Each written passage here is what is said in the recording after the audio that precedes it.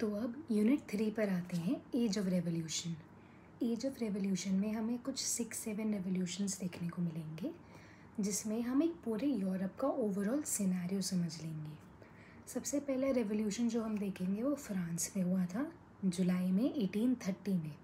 उसके बाद जो हम रेवोल्यूशन देखेंगे वो ग्रीस रेवोल्यूशन देखेंगे। ग्रीस में कॉन्स्टेंटिनोपल की ट्रीटी साइन हुई थी, वो वाला रेवोल्यूशन देखेंगे। तीसरा हम रोमांटिसिज्म पे बात करेंगे। उसके बाद पोलैंड में जो वर्नाकुलर लैंग्वेजेस के थ्रू रेवोल्यूशन आया था, पॉलिश सिंबल्स एक इंडिकेशन बन गए थे अगेंस्ट रशियन डोमिनेंस, वो हम देखेंगे।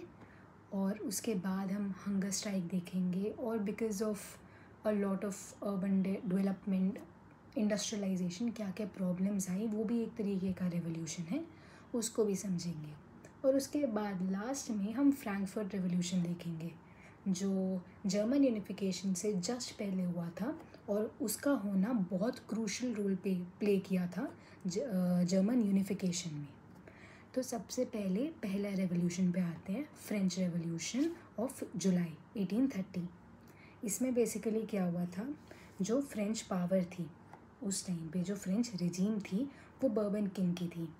हमें ये बात कैसे पता है, क्योंकि नेपोलियन को मार दिया गया था, नेपोलियन हार गया था। जो टेरिटरी थी वो सारी कंजर्वेटिव रिजीम ने अपने अंडर ले ली थी। तो एक कंजर्वेटिव रिजीम थी बर्बन डायनेस्टी की। बर्बन डायनेस्टी वापस फ्रेंच टेरिटरी पर आ गई थी, उसको दोबारा से रूल करने लग गई थी। तो अब लोगों को लगा कि भाई इन्हें हटाना चाहिए। वो लोग कौन थे, वो थे लिबरल नेशनलिस्ट। लिबरल नेशनलिस्ट को लगा कि भाई कंजर्वेटिव रेजीम जो ऊपर है हमें उसे हटाना चाहिए। तो उन्होंने क्या किया, उन्होंने एक व्यक्ति है लुई फिलिप, उसकी मदद ली, उसके साथ एक रिवोल्ट कंडक्ट किया, और उन्होंने कंजर्वेटिव रेजीम पर अटैक कर दिया। जो उस समय का बर्बन किंग था वो बहुत डर गया इस अपराइजिंग से, और वो वहाँ से भाग गया। इसी देखा देखी में बेल्जियम ने क्या किया, बेल्जियम पहले एक यूनाइटेड किंगडम ऑफ नीदरलैंड्स करके एक प्रोविंस था, जिसमें बेल्जियम उसका पार्ट होता था।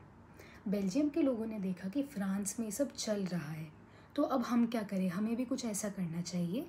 हमारे यहाँ के लिबरल नेशनलिस्ट को कंजर्वेटिव रिजीम के अगेंस्ट बोलना चाहिए और अपने आप को उधर से अलग करवा लेना चाहिए। उन्होंने भी ऐसा कुछ किया। बेल्जियम ग्रेजुअली फिर यूनाइटेड किंगडम ऑफ नीदरलैंड से अलग हो गया था। जब ड्यूक मेटरनिच ने ये चीज़ देखी, ड्यूक मेटरनिच कौन, ऑस्ट्रियन चांसलर, जिसके अंदर ट्रीटी ऑफ वियना साइन हुई थी। जब ड्यूक मेटरनिच ने ये चीज़ देखी तो उसने एक रिमार्क बनाया जो फ्रांस के लिए एज ए टेरिटरी आज भी एप्लीकेबल है।